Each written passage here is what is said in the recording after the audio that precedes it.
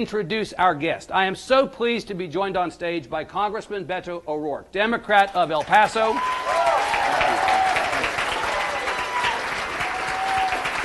Congressman O'Rourke is a candidate for the United States Senate in Texas in 2018. He won nearly 62% of the vote in finishing ahead of two opponents in the Democratic primary on March the 6th. As his party's nominee, he'll face the incumbent Senator Ted Cruz in the general election on November the 6th. This is Congressman O'Rourke's third term in the U.S. House, where he sits on the Armed Services and Veterans Affairs Committees.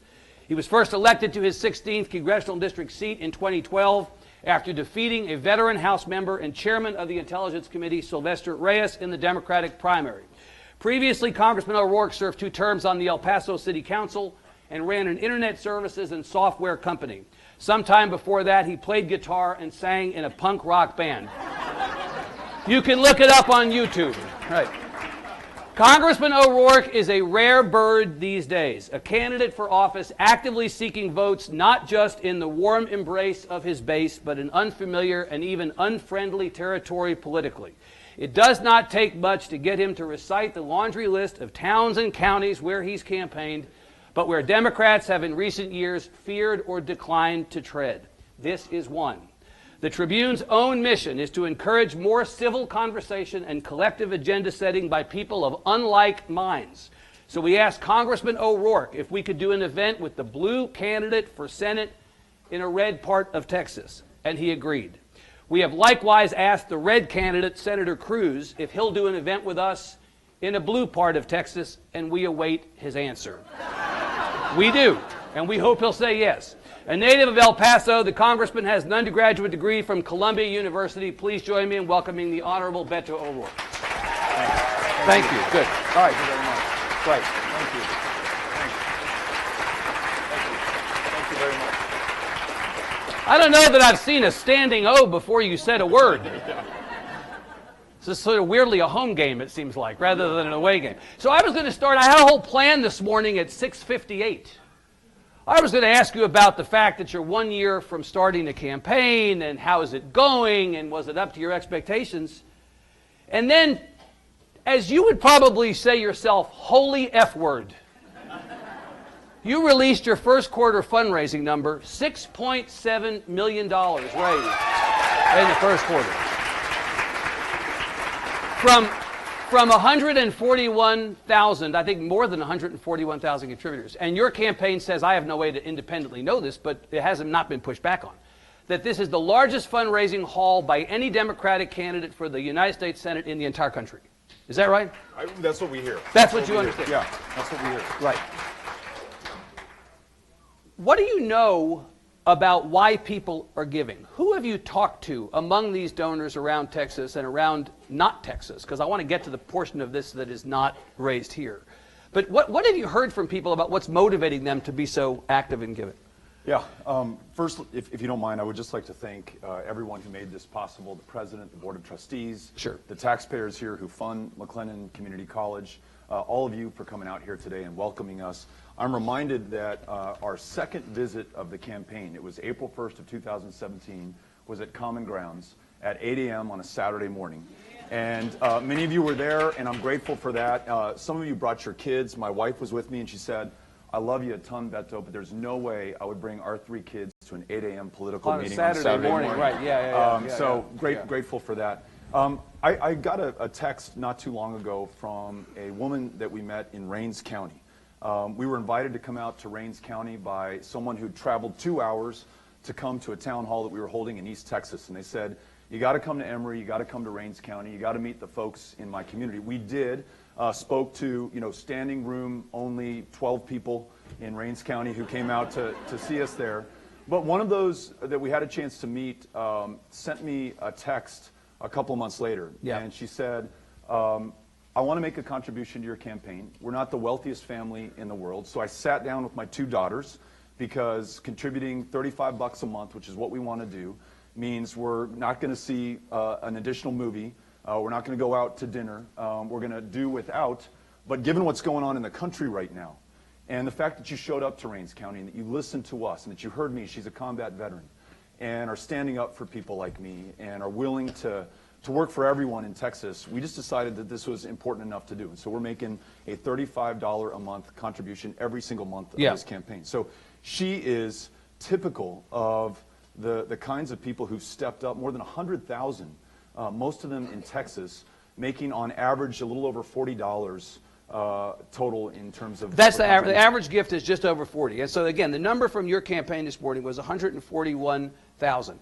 There are federal unique contributions. There are federal limits on how much people can give. This is not like a state race where one person can write a check to a candidate or to himself, as has happened in our lifetimes, in the amount of $50 or $60 million to run a race. So these are contributions that have a cap on them. Right, absolutely. But an average of $40. What percentage does your campaign know? Because it was not in the release today. What percentage is in Texas, is raised in Texas? A little over 70%. A little over 70%. You know, the last well-funded Democratic candidate at the statewide level was Wendy Davis's campaign for governor. She did not have limits on the giving. And one question about her campaign was, well, how much of this money is raised in-state versus out-of-state? Because as you know, the 30% in your case who gave money out-of-state, or in her case, however many it was, they don't vote in Texas. Sure. It's great to have their money, but you don't have their votes. So you got to say, well, how many people here who can actually affect the outcome of this election? Right. Right? So are you focusing specifically on Texas support, and the support you're getting outside of the state is just coming in? How active are you working outside the state to get that support? As anyone who is part of this campaign or following this campaign knows, we are on the ground almost every single day in the state of Texas. Visited 228 of the 254 counties so far. It's a good thing that we started a year ago, because it's a really big state and there's a lot of ground to cover. So absolutely, we're first and foremost here in Texas, but we're also grateful that people in other states, many of whom have connections to this state, are from Texas, or Texas expats living in New York or California or Chicago, want to organize and help with their friends, their family members, their colleagues to support what we're doing here in Texas, because one, they really care about this state. Two, they really care about the future of this country, and that future hangs in the balance depending on what all of us decide to do in this year, 2018, here in this state. So you will take out-of-state money. You will not, however, famously not take PAC money. This $6.7 million in this quarter, as all the money you've raised in previous quarters, has been without a dollar in PAC money. Zero PAC money, no corporate support, no special interests involved in this campaign. Aren't you? Just people.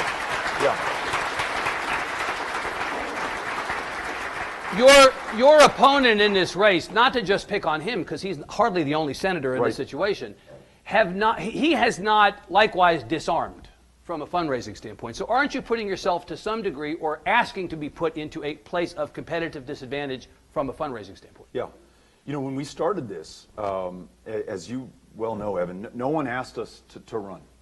No one here probably knew who I was, but it's been great getting to know you, and I'm glad we all know each other now. We were able to run with nothing to lose, and to do this the right way, and to have the courage of our convictions, and know that the most important test for us, for me and for my wife Amy, was our ability to look our kids in the eye after this was over, and know that we had done this the right way. And so we turned to necessity, which is that no one was beating a path to our door to give us PAC money or to support us or to beg us to run, into a virtue. And the first time I showed up in Waco was actually before that April 1st visit, was just to come and meet with the Chamber of Commerce, to meet with everyday folks from the community, to ask them, what's going on here? What's exciting to you? What does the future hold for Waco, and how could I be a part of that? And when we shared with people that we were thinking about running and that we were going to do this without PAC money, they said, hold on a second. First of all, you're going to run for Senate in a state that has not sent a Democrat to the U.S. Senate since 1988, when Lloyd Bentsen won 30 years ago. Correct. Two, you're going to do this against Ted Cruz, who nearly won the presidential Republican primary last year. Correct. And three, you want to do this without PAC money? You're nuts. Right. And what has turned out to be the case is that doing this way, grassroots, just with people, no PACs, no pollsters, no consultants focus testing the message, telling us what to say, what polls well, what doesn't, has freed us to listen to and work with the people that we want to serve and represent. And you all literally are driving the agenda, and everything is transparent. It's posted online, it's live streamed as we speak. So check what I'm saying here today in Waco, what I say tomorrow in Austin, the next day in Houston, following that in Pampa and Midland and Ector County and the other parts of the state. And from that, Evan, I think, has been this surprise for many people, and I would say myself included, that there's far more power in doing it this way well, it's on than the traditional way. Yeah, it's on brand, Congressman, and also clearly you have enough money that you could be competitive in this race. You may ultimately not have as much as your opponent.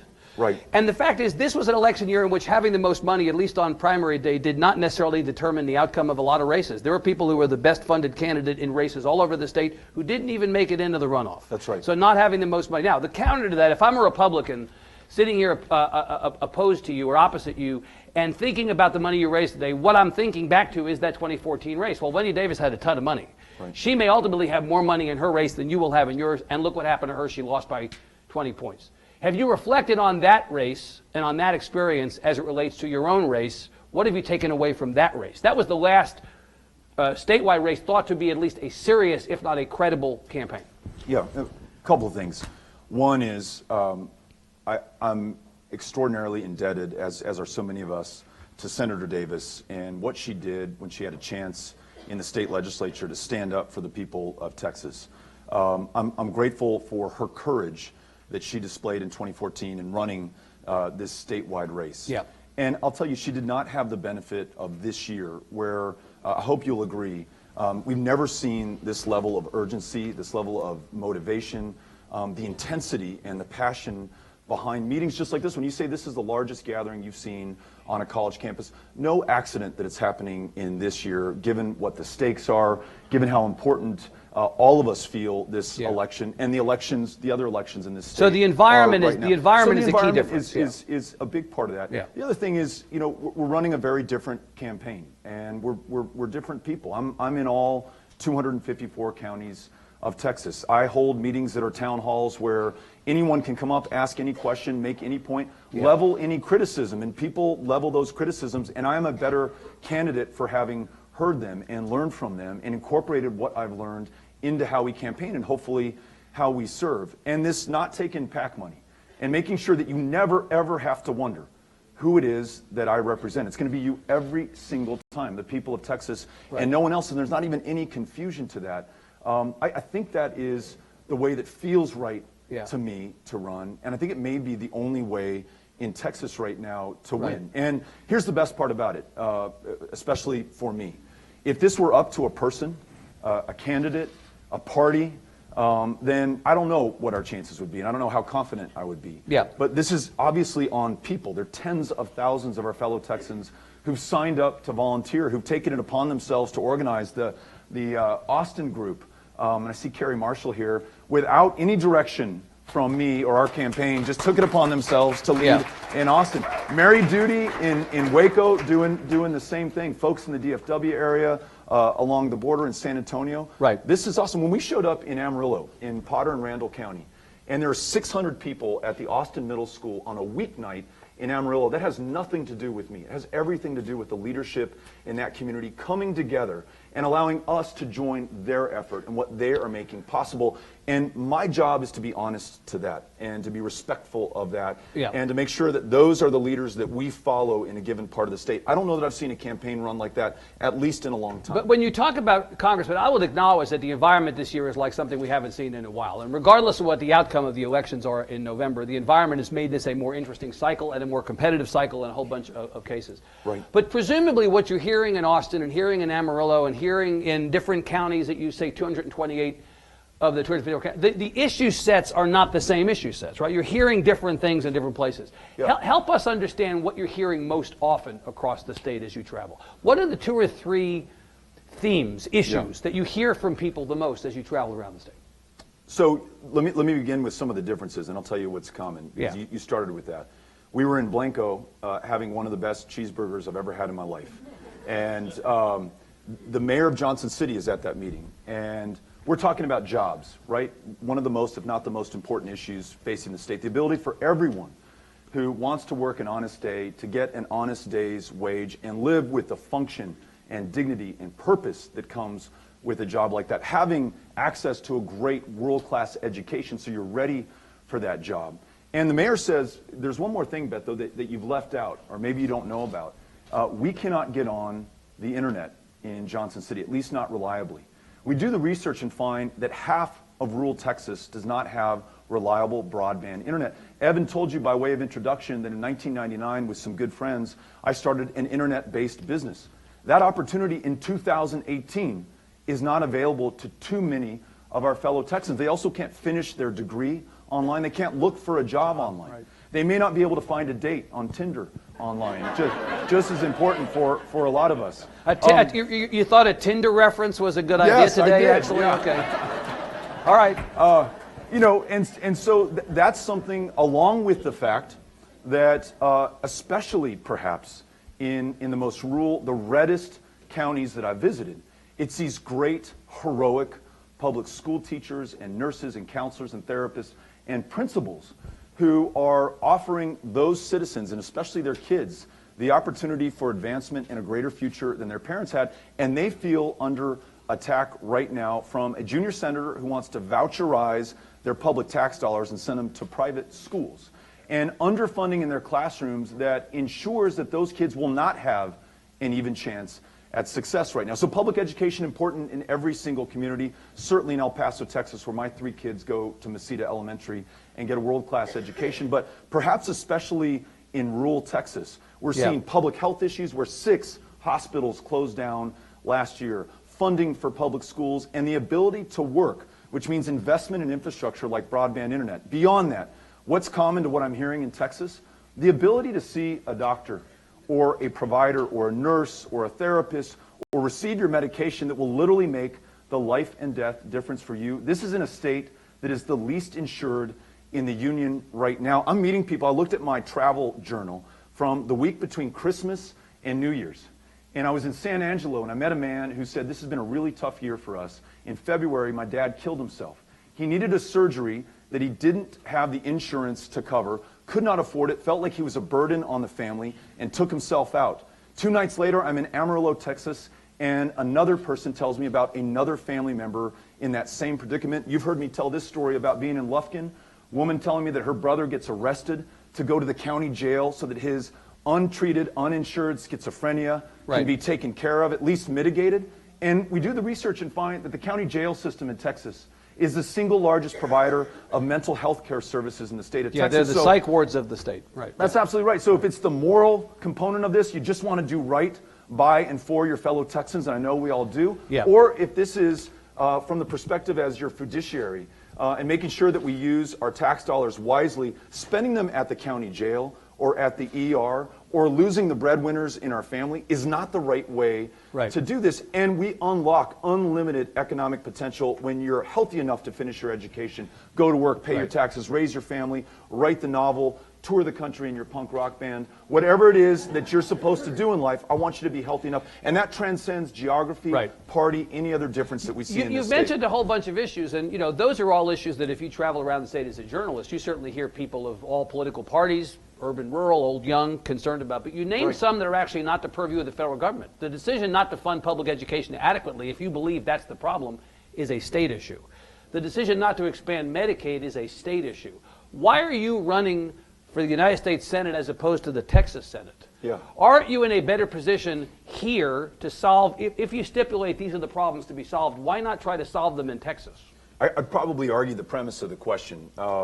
Medicaid is, at least when it was initially expanded for most of the states in the union, funded 100% on the dollar from the federal government. I'm on a bill with Gene Green that would bring that bargain back to Texas. So even though you missed the window during the Obama administration, now under the Trump administration, we, the federal taxpayer, will pay 100% of the cost of Medicaid expansion in this state because it's going to do a world of good for your citizens. And maybe that's not fair to the other states, but that gives my fellow Texans a chance to get access to that care that today they are denied. When it comes to public education, when you're in a town like Memphis, Texas, and you listen to a high school English teacher who was making $48,000 a year when she was teaching in the DFW Metroplex, now moving to Memphis to be with her husband who just took up a job as a pastor in that community, making $31,000 a year, there's a federal responsibility and opportunity to even out the inequality. That property-poor tax base in Memphis cannot afford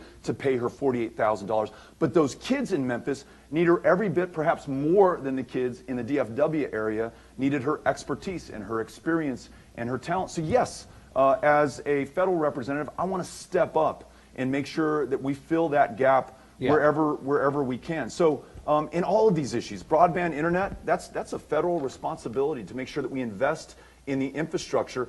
You know, when LBJ was first elected to the House, he was working with the Franklin Delano Roosevelt administration on the Rural Electrification Administration to string electric lines to these underserved rural communities, the exact same ones today that are missing broadband internet. And he did it because it was the right thing to do for his fellow Texans. He also did it because he knew it would unleash the economic power and potential of this state. When people were connected then by electricity, today by the internet, there is absolutely no stopping us. And that was, and today is, a federal opportunity. Yeah. You are running for something in the sense that you're running for this office, but you're also running to do stuff. And that becomes clear the minute you start talking about these issues. In terms of the running against part, are you running against Ted Cruz or are you running against Donald Trump? Neither. Neither of those propositions. So you're not going to talk about Ted Cruz's record then, since you just said that for the entirety of the campaign? No, I didn't say that. You asked me what I'm running for or running against. You say you're not running against Ted Cruz. I'm not running against anybody. That just doesn't get me going. It doesn't energize me. It's not what I'm passionate about. Do you think these people are all here for you, or because they're mad at Trump, or ask because them. they're mad at Ted Cruz? Know. I mean, but I'm just wondering if it's are you being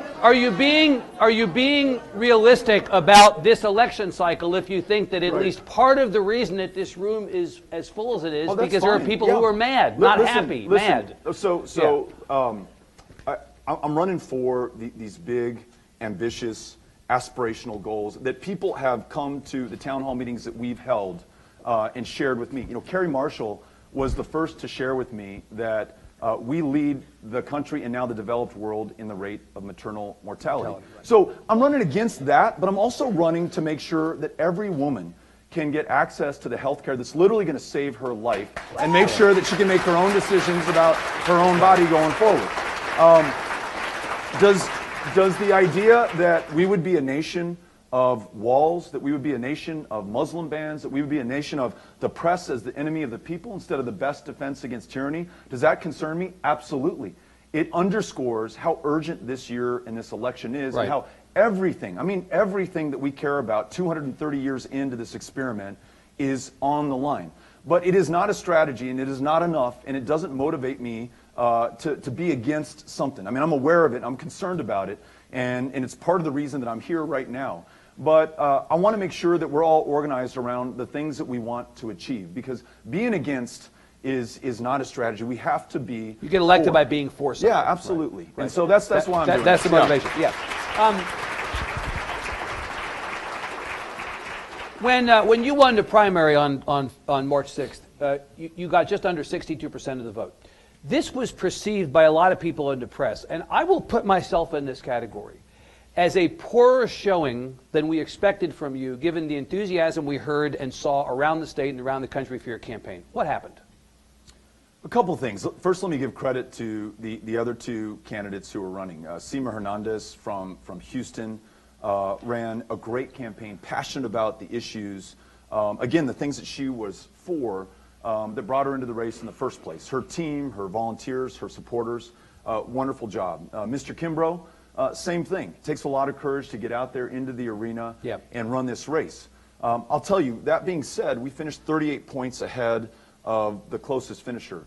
Many in Texas, perhaps most, still did not at that point, maybe still do not today, know who I am. And that's on me to do. But if I were running a Democratic primary campaign, you would have had me only in, as you mentioned earlier, the blue parts of the state, trying to run up the numbers and score a big victory on March 6th. Instead, you found me in places like Potter and Randall and Rains and Booker, Texas, and Pecos. You found me in every other part of the state, including Austin and Harris County and Dallas and the Rio Grande Valley. So that's partly in your mind why your vote total was not higher, because you've been working places where maybe it's a little bit harder to get Democrats to turn out. Now, if you look at the map by county of where you won and where you lost a lot of border counties.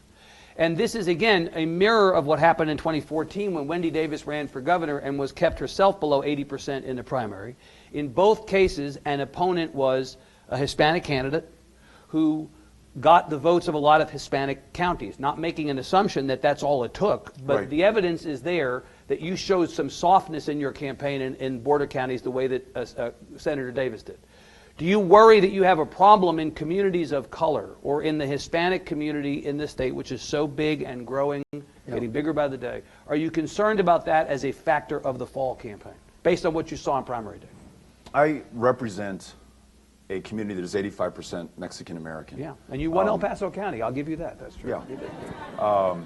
You know, born and raised in El Paso, spending a lot of time in the counties of the border. So going to places like Eagle Pass and Del Rio and Edinburgh and San Benito and McAllen and Brownsville and Laredo.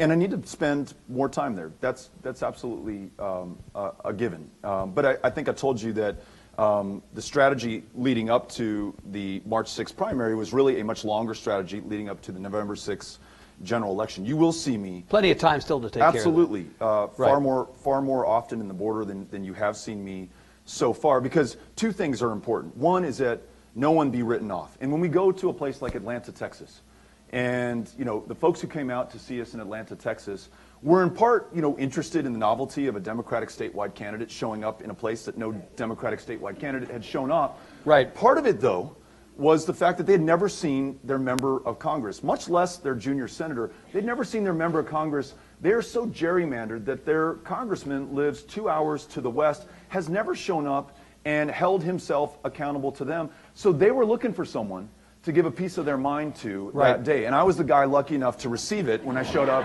in Atlanta, Texas. Yeah. And so, yeah, that strategy comes with many benefits, and they outweigh the cost, like me understanding what's going on in Atlanta or Pittsburgh or Nacogdoches. There's time to Long go Beach. to the traditional Absolutely. Democratic areas between now and November. So when you won, Senator Cruz and his campaign made a critique of you as a potential general election candidate. They'd probably been just laying in wait until you won to launch this. And they said principally, they said a lot of things, but they said principally three things. They said you want to raise our taxes, they said you want to grab our guns, and they said you want to leave the border insecure. I want to take those one at a time, a little bit out of order, because I'd like to ask you about those three things. Do you want to raise, or do you believe that the taxes of all of us in this room, do you believe that taxes are too low, and in order to do the things you think should be accomplished for us, do you think taxes have to be too high or higher? Yeah.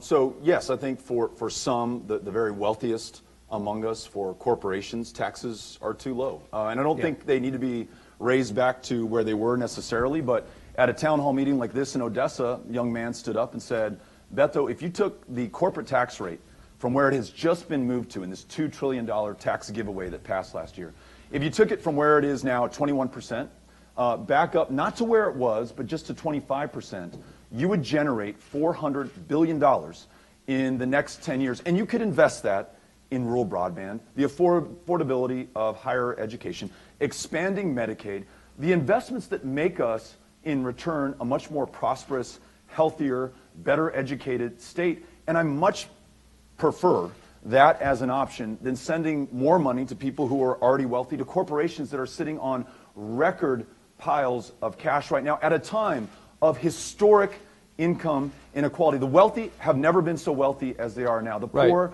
never so poor, and the gap never so great. But what we are doing is exacerbating it with current policy. So yes, to be honest, I think for some, again, the very wealthiest, those tax rates need to go a little bit higher. For those corporations, they need to pay a greater share. But the average person in this room or in this state, you believe, does not need to see a tax increase? Correct. How do you define wealthy for purposes of this conversation? You know, I think those who are making incomes in the hundreds of thousands of dollars on up, you know, in the top tax brackets, would be my definition of wealthy. In a community, I think the average median household income here in this county is under $50,000. I mean, that counts as wealthy against the average person here in this room or any other part of Texas. Right. And here's what I've heard from those who are among the wealthiest. They very much want to pay their fair share. Texans, given the chance, each and every single time, will do right by their fellow Texans. We saw that after Harvey. We see that during every natural disaster. Could care less whether you're rich or poor, Republican or Democrat. I'm going to do my best to help you out, save your life, perhaps at the risk or expense of my own. I know that if those investments are made clear, that we're investing in education, the benefit of which accrues to us all, in broadband internet or infrastructure, which makes us a stronger, more competitive state, we're going to make that investment. When that money is wasted or is unaccounted for, I think there's legitimate criticism or skepticism about spending more money. So there has to be accountability and oversight, no two ways about it, but we desperately need investment. So if this is not a room of regular folks from Waco and from Central Texas, but it's a room of rich people with monocles and top hats, if this is a room of monopoly pieces, you're going to have the same message for those people. You're going to look rich people around the state in the eye, and you're going to tell them, hell yes, I'm going to raise your taxes? You have no problem doing that? I have no problem doing that. Yeah. On the guns question, so this, the Cruz campaign has said about you, and it is said often about Democrats, that Democrats want to take our guns. The other day in the New York Times opinion page, former Supreme Court Justice John Paul Stevens actually went farther and made the argument that we should repeal the Second Amendment. We try to hang President Trump as journalists. We ask about what he says to Republicans. We ask Republicans, well, do you believe what the president said? Let me ask you as a Democrat whether you believe what Justice Stevens said. Do you think we should repeal the Second Amendment? Yes or no? No. You do not? I do not. Why do you disagree, and do you want to take our guns? Let me just ask the question straight away. I don't want to take anyone's guns. Listen, I think Texas has a unique opportunity in this conversation about gun safety and gun ownership in this country, given this historic tradition and heritage of gun ownership in this state. I'm a fourth-generation Texan. My dad's uncle, Raymond O'Rourke, was a deputy in the El Paso County Sheriff's Department, was the captain of the El Paso County Jail, and the mark of distinction in his life was winning the El Paso County Sheriff's Department's Marksman Award. He was the one who taught me how to shoot and how to handle a gun and the responsibility and accountability that comes with owning that gun. You own guns today? I don't. You do not own guns? I do not. Yeah. But you respect the decision of people in the state to own guns, to get concealed handgun licenses, and you don't have a fundamental problem with the Second Amendment. Yeah, and let me, just because this is such an important issue and can be so easily mischaracterized, please let me finish my point on this just quickly. We have an opportunity to help this country do something that on its own, without the aid of Texas, she has been unable to. In the 5.5 years that I've been in Congress, Diana knows this, we've had precisely 0 debates on gun safety, as tens of thousands of our fellow Americans are killed every year in gun violence. This country has done nothing. The CDC may or may not be able to study gun violence, but it's not funded to do that so that your people who are in positions of public trust can make informed decisions. We still don't have universal background checks, so millions of gun sales are going through without any background check whatsoever right now, even though we know in those states that have adopted them, we see a 50% reduction in gun violence against an intimate partner. Fewer girlfriends and boyfriends being killed by a loved one. We see a 50% reduction in gun violence against law enforcement.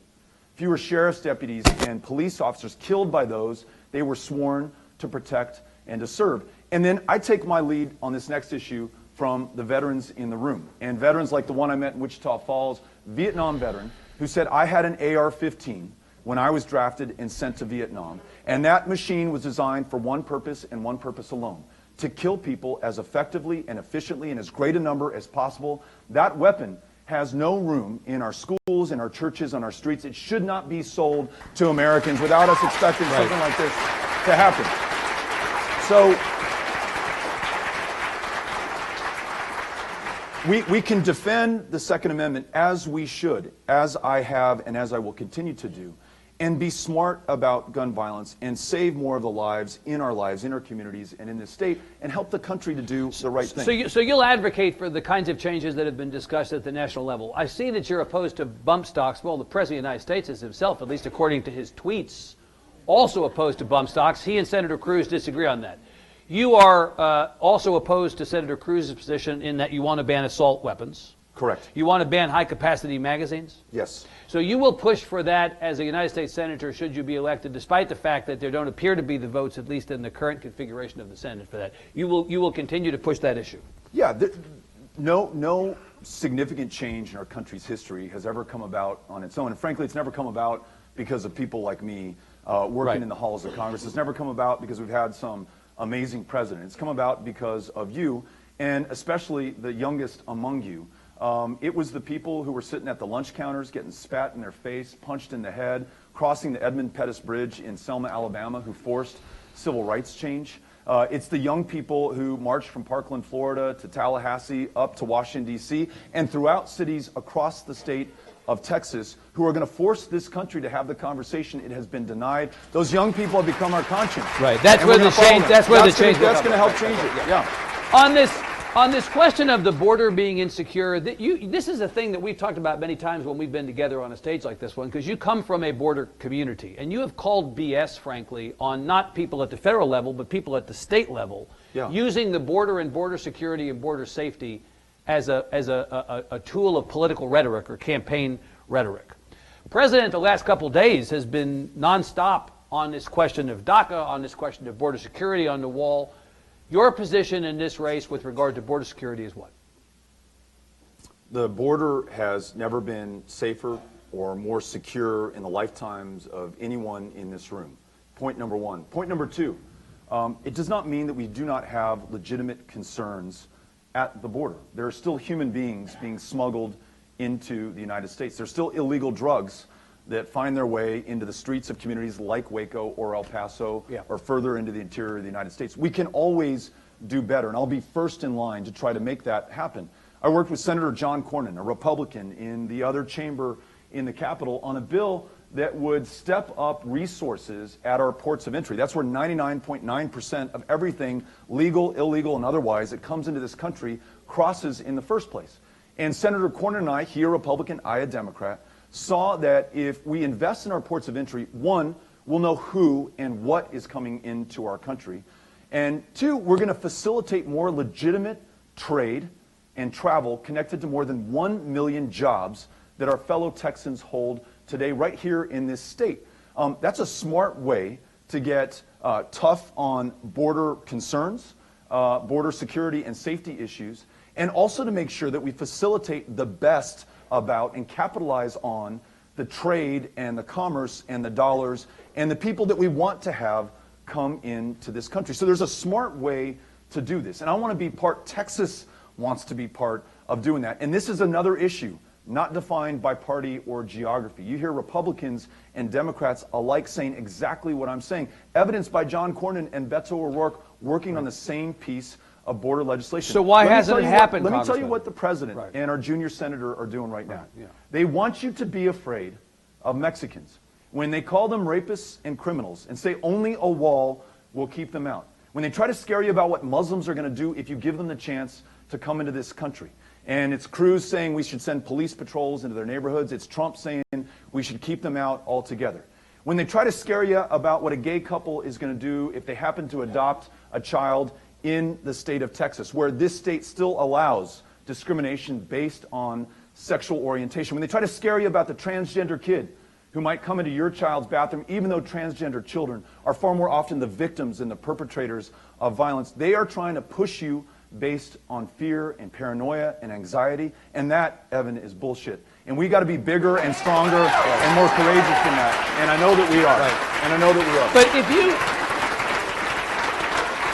if you say, Congressman, we hear a lot about how Washington is not as bad as we think and not as bad as we've been told. And, honestly, there's a lot more agreement than not and country over party until it comes time to vote when it becomes party over country. I'm skeptical of anybody from Washington telling me that really down deep Republicans and Democrats agree on these issues, because if you did, you'd do something. The reality is you just said that Republicans and Democrats agree on the border. Well, where's the legislation to prove that? And if it's not happening, why isn't it happening? That's the frustration that many people out in the states have when they look at Congress and they see a Congress that doesn't do very much. It's because whatever differences can be bridged typically don't get bridged when it comes time to vote. So let me answer your question by example. A year ago, March 22nd, 2017, we filed a bill to expand mental health care access for veterans who previously were by law denied the ability to go into the VA. More than 500,000 veterans who've served this country put their lives on the line by law because of the status of their discharge. A bad paper discharge or an other than honorable discharge disqualified you from being able to go into the VA. You could be diagnosed with post-traumatic stress disorder, traumatic brain injury, military sexual trauma. Who cares? You can't get in, you can't get help. Should be no surprise then that those veterans were killing themselves, taking their own lives at twice the rate of the general veterans population. I wrote a bill, had a companion piece of legislation in the Senate authored by Senator Murphy of Connecticut, but we couldn't get it across the finish line without finding Republicans who cared just as much about the veterans in their districts and their states and this country, and we did. Working with Mike Kaufman, Republican of Colorado, we got it passed in the House in December. We got it passed out of the Senate 2 weeks ago. We got it signed by President Trump that same week, and now we're opening up mental health care, saving lives to veterans who desperately need it. It's not provocative, it's not sensational, may not make the headlines, but it is an example of how things work when they do. On these bigger, more sensational, more provocative issues, like are the Mexicans coming to get us? And do we need a wall? And is there a caravan coming to take over this country right now? That rhetoric overrides common sense and bipartisanship and the ability to get anything done. Right. And I'll tell you what, I'll say that El Paso, as a fourth-generation El Pasoan, a lot of this is on us. We started to stand up for ourselves a little bit too late in the game, and the fact that a guy could get elected president on this premise that the border, even though El Paso is one of, if not the safest cities in America today, not in spite of, but because we're a city of immigrants, that the border somehow poses a threat to the rest of the country, we were obviously not doing a good job of telling our story. We, the defining border state, the most diverse state in the country, the destination of choice for the people of the world, that's the state of Texas, we have done a poor job of telling our story and making people understand that there's very little to be afraid of, a lot to celebrate, capitalize, and follow from our example. So that's a challenge. And so when you have that basic premise set up, that the border is dangerous, people say, hey, Beto, that bill that you worked on with Steve Pierce and Will Hurd that would help join families separated by current immigration law, we love it, makes all the sense in the world, but first, secure the border. Right. What does that mean at a time of record security and safety? They keep moving these goalposts back. It is almost unachievable. On this question, I want to talk about bipartisanship. I want to talk about the contours of the fall race. Then we're going to bring people in the room into conversation. On this question of bipartisanship, the point you made earlier about how people are really activated during this campaign, let's stipulate that. But let's also say that because people are so upset about the state of things, they're not necessarily into the idea of cooperation and kumbaya. This is the resistance. What is fueling so much of what we're hearing is the resistance. Is bipartisanship a good strategy for you to get elected? Aren't people too angry for you to be taking road trips with Will Hurd? Eating ding-dongs between here and Washington? I mean, isn't that... I just wonder if, you know, we're all for finding common ground until it's time to get elected. And then people get mad and they say, don't talk to him, don't work with him. We don't want you cooperating with him. I mean, the flip side of that is you're going to have the National Democratic Party hung around your neck in this campaign. So you're going to get bipartisanship hung around your neck by the resistance. You're going to get Nancy Pelosi and Chuck Schumer hung around your neck by the Republicans.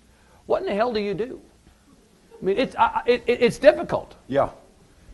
It gets back to a question you asked earlier about, am I running against something or am I running for something? If I was simply running against someone, then yes, it's all about partisanship because we hate those other guys. Those dang Republicans, they hate poor people and they don't like this country and they won't listen to common sense.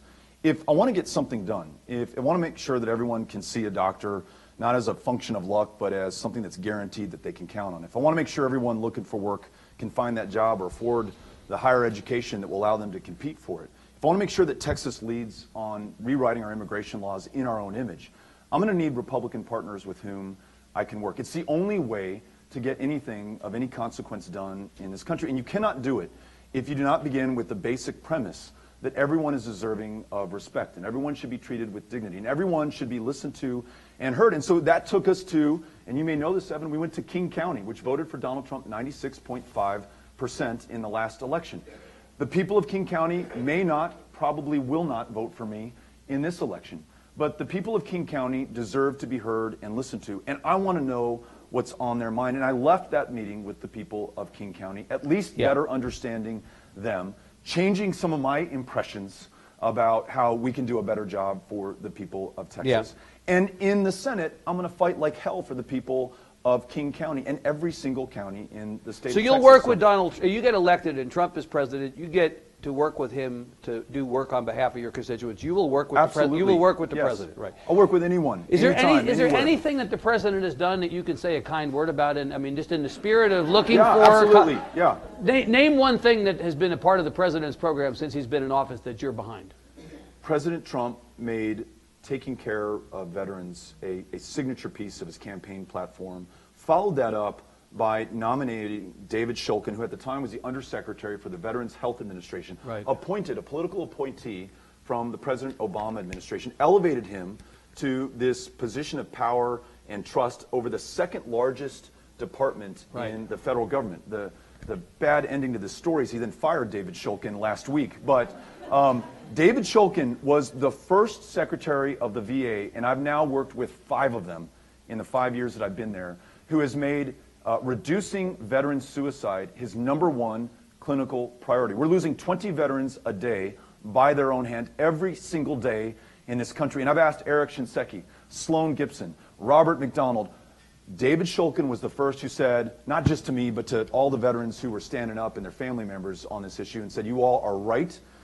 We need to make this a priority and get the resources around that.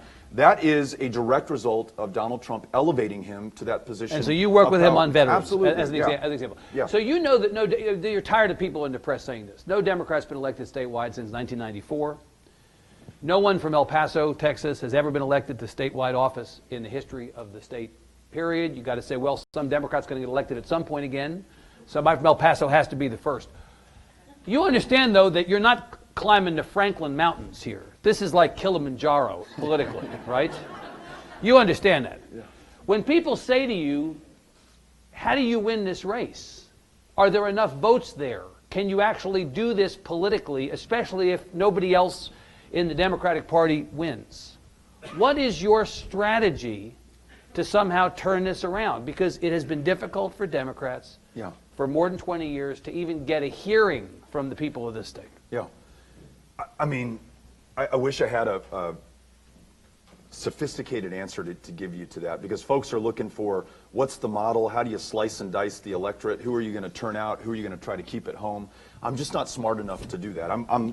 We've been as transparent as possible, telegraphing every single move from day one. Right. We're going to every part of Texas. You acknowledge the difficulty of the task before you. Absolutely, yeah. But you know, there's really something when you go to a place like Archer City, and you're told that this is the first time in 70 years that a candidate for the United States Senate from either party has shown up in Archer City, and someone's got the proof of LBJ in the American Legion Hall in 1948, listening to the people that he wanted to serve and represent in that Senate race. That is so powerful for me. I learned so much by being there. And folks knew that I cared about them because I showed them that I did. I stayed at the Spur Hotel the night before. I was in Mern's Cafe listening to them that next day. And in many of these cases, we're back time and time again. This is our 5th visit to Waco. This is our 4th public event in the community. Waco is really important to me. I want the people of Waco to know that, and I want to learn what's important to them. So. You know, I think that's the right way to do this. It feels right to me, and I think it may be the only way to win. Everything else is a poor substitute. The TV ads, the billboard, the radio. If I can be with you and listen to you and hear you, I'm going to have a better chance of reflecting what's important to you. I've told you the story of being in Henrietta, Texas, and just reading that book by its cover, walking in to the Stewart Sweet Shop, knowing those are not my voters, but I've got to go because I promised I'd be in this county, and I'm going to give it the old college try. And those people in that cafe, all Republicans, as conservative as they come, surprised me and really taught me something, because they recognized me, knew who I was from being on the Wichita Falls News the night before, asked me to sit down with them and tell them what I was about, and then wanted me to listen to them. And I met this school teacher, as Republican as they come, but said if I let Betsy DeVos take money out of her public school classroom and send it to a private school, she promised to hunt me down. She was going to find me, she was going to get me. And if I had not shown up in Henrietta, that public school teacher, as Republican as she might be, would never connect me and this campaign that we're all running with the kids in her classroom, which she cares far more about than she does any party label, any campaign from the other side of the aisle. She just wants to do what's right, and she met someone, along with all of us, who's going to do everything within his power to do what's right for her and the kids in her classroom. So that's how we run, and I think that's how we win. And you don't worry about what the numbers have been historically. You don't worry about money. You just do your thing. That's it. Well, see what happens, right? Yeah. We don't have a mic. Well, I guess then, and we have about 5 minutes left? Okay, good. Let me ask you, we don't have a mic, I'm afraid. We were hoping to take a couple of audience questions, and at this point, with 5 minutes left, we probably have people fighting one another for the opportunity to ask one question. So let me ask you one last question on the question of the issues of the day that would give people a sense of where you stand on this. The critique of your campaign from the Cruz campaign and from Republicans, in addition to being take our guns, raise our taxes, and be insecure, borders be more insecure, is that Democrats are angry. They're raging at the president. My question to you is, do you think that there's something legitimate to be angry about? Whether it's the Russia investigation, whether it's the corruption alleged of members of the president's cabinet, are there things that people have a legitimate reason to be angry about, even if your campaign is fueled by optimism and not anger? Yeah, there are. I mean, we've discussed many of them today. The fact that a school teacher in Weatherford, Texas, just died of the flu in the year 2018 in the world's most powerful, wealthiest country. Though she had insurance, could not afford a $120 copay for her flu medication. That we are the defining immigrant state, and of the 98 people who showed up to work in the Senate to begin debate on immigration reform and being able to protect the dreamers, 200,000 of whom live in this state, and maybe move forward with citizenship, there was one senator, and one senator alone, who voted no, not to even have the discussion, and that was our junior senator from Texas. I think you could be angry about that. The fact that our elections in 2016 were manipulated. There was at least the attempt, no matter how ham-handed, to collude with the Russians, and it certainly looks to me that there was an effort to cover up and obstruct justice going forward. You should be angry about that. Are you aware of something on the Russia investigation as a member of Congress that we out here in the public, although we're news consumers, might not be, that gives you confidence to say that there was collusion? Because I think I heard you just say, however ham-handed it was, that there was an attempt to collude with the Russians. I mean, so just yes, it appears to me not anything special that I have as a member of Congress. I'll tell you, I've had classified briefings on these issues, but I have learned more from the excellent reporting and investigative journalism that I've read over the last 16 months than I have within Congress. And so let me tell you this. Yeah.